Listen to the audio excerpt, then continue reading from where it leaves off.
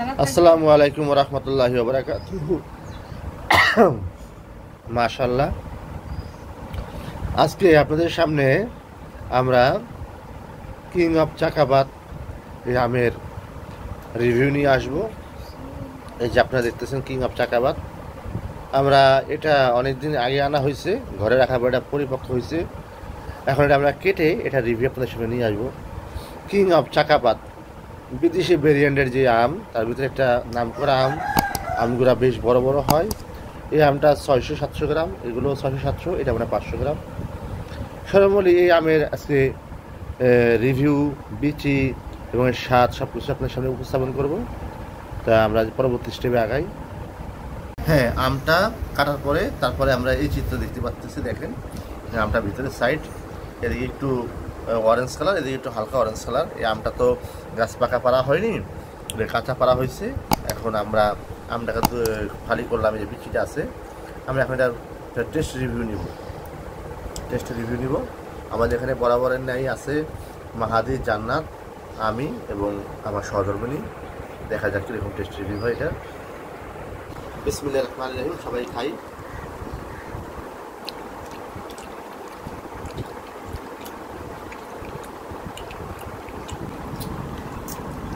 বলো মিষ্টিটা কেমন? না মিষ্টি, সুন্দর মিষ্টি, অনেক সুন্দর একটা ফ্লেভার, খুব সুন্দর একটা ফ্লেভার এবং অনেক মিষ্টি, দারুণ মিষ্টি। এই মিষ্টিটাকে কীভাবে এক্সপ্রেস করবো? বিদেশি আম হিসাবে এই মিষ্টিটা আসলে ডিফারেন্ট, খুবই ভালো লাগছে আলহামদুলিল্লাহ। কিং অফ চাকাবাদ, এটা কাঁচা মিষ্টি, পাকা মিষ্টি। আমটা এতটা সুস্বাদু এবং খুবই সুমিষ্টি এবং সুন্দর ফ্লেভার। এই আমটার একটা বৈশিষ্ট্য, এটা ঘরে রেখে অনেকদিন দেখা যায়, অনেকদিন রেখে খাওয়া যায়। এটা একটা, এটার সাস্টেনেবিলিটি টাইম অনেক বেশি।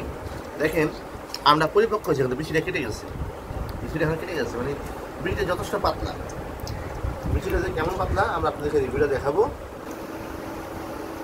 আলহামদুলিল্লাহ। সবাই একটা কামড় দাও, কামড় দাও মা। অনেক মিষ্টি না মা? অনেক ক্ষেত্রে বিচির গোড়ায়, সাধারণত অন্যান্য আমের ক্ষেত্রে বড় আম যেগুলো ফজলি বলেন, বড় আম বলেন, বিচির গোড়ায় টক লাগে বা বেশি। বলো মা। রস অনেক মিষ্টি, অনেকটা রসালো এবং বিচির গোড়ায় টক লাগে, আশ হয় না, কোনো আশ নাই। এটা হচ্ছে সবচেয়ে বড়টা। বড় একটা আম যদি আপনি পরিপূর্ণ মিষ্টি হয়, আশবিহীন হয়, সে আমটা ফ্যামিলিকে নিয়ে খাওয়ার উপযোগী। কিন্তু আমরা বাংলাদেশে যে আমগুলো পাই বা অন্য বিদেশি আমগুলো, সেগুলো বড় আম খাওয়া যায় না, খাওয়ার উপযোগী না, পেঁপের মতো লাগে, অর্থাৎ মিষ্টি লাগে। কিন্তু এই আমটা সম্পূর্ণ ডিফারেন্ট, কালারফুল, বড় এবং সেমিল এক ভ্যারাইটি আম, কিং অফ চাকাবাদ। তা আমি বলে রাখি ভালো, আমি যতদূর জানি কিং অফ চাকাবাদ, তারপরে BN7, তারপরে নাম ডাকমাই শ্রীমন, সবগুলোই একই জাত। এই আমটা যে রোদে থাকবে সেটা পুরো পার্পল কালার হয়ে যাবে, অর্ধ রোদ অর্ধ ছায়া, এটা রেডিশ হয়ে যাবে। পুরো ছায়া থাকবে, এটা সবুজ আর লাল থাকবে এই উপস্থিতি পরে।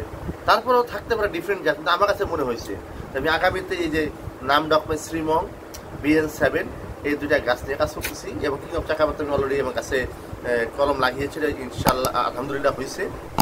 আগামীতে ডিটেলস জানাতে পারবো। সর্বশেষে আমরা এই দেখেন বিচিটা দেখাচ্ছি আপনাদেরকে। এত বড় আম, বিচিটা একদম নামমাত্র একটা বিচি। আমাদের যে ছোট ছোট আমরুপালি, যে আমরুপালি ছোট 200 গ্রাম তার যে বিচি, আর এই যে 800 গ্রাম আমের বিচি সেম, ছোট্ট একটা বিচি, কোনো আসলে বিচি শেষ পর্যন্ত খাওয়া গেছে। এবং এটা যদি গাছে পরিপূর্ণ পাকা আম হইতো, এই আমটার স্বাদ এখান থেকে 3 গুণ বেশি পাওয়া যেত। তা আপনাদেরকে আমি কিং অফ চাকাবাদের রিভিউ সম্পর্কে শেয়ার করতে পারলাম। ইনশাল্লাহ আগামীতে এটা গাছ ধরা সহ রিভিউ আপনাদেরকে জানাবো। আপনি আমাদের জন্য দোয়া করেন। কিং অফ চাকাবাদের রিভিউ আছে এই পর্যন্তই। সকলে ভালো থাকবেন।